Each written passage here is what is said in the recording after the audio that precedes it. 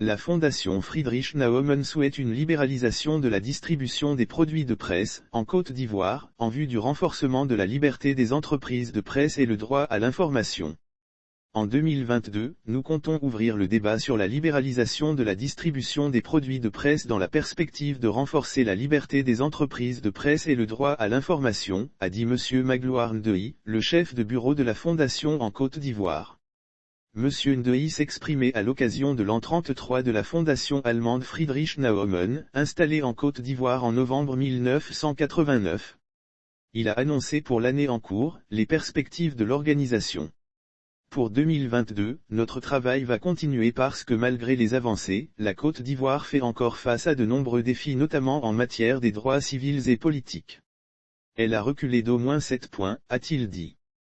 Sur l'indice des libertés de Freedom House en 2021, elle a 44% points avec 16 40e pour les droits politiques et 28 60e pour les libertés civiles, a fait observer M. Ndeyi, ajoutant que l'action de la Fondation sera axée sur la promotion des droits civils et politiques.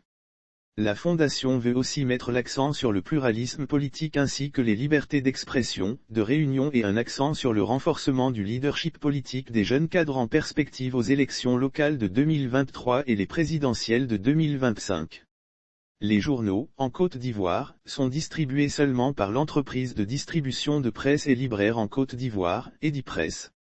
Les organes de presse se plaignent de ce que les journaux n'arrivent pas partout dans le pays. Le groupement des éditeurs de presse de Côte d'Ivoire, GEPSI, le patronat de la presse imprimée, estime à 300 millions de FCFA le montant que lui doit Edipresse, l'entreprise chargée de la distribution des journaux ivoiriens. Friedrich Naumann pensait que des citoyens instruits et informés politiquement étaient indispensables au bon fonctionnement d'une démocratie.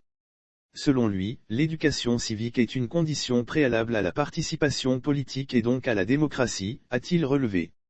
La politique libérale prônée par la Fondation Friedrich Naumann pour la liberté, veut élargir les compétences, les opportunités et la liberté des individus dans tous les domaines et limiter le rôle de l'État à l'essentiel, a-t-il poursuivi.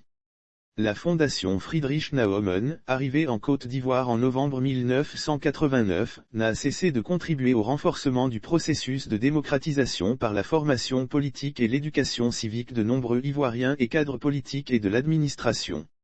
La fondation doit son nom au pasteur protestant Friedrich Naumann, 1860 à 1919. Député, écrivain politique et défenseur de l'idéologie libérale. Pour lui, la promotion de la dignité humaine est la condition ultime d'une société où les individus peuvent vivre librement et dans la paix.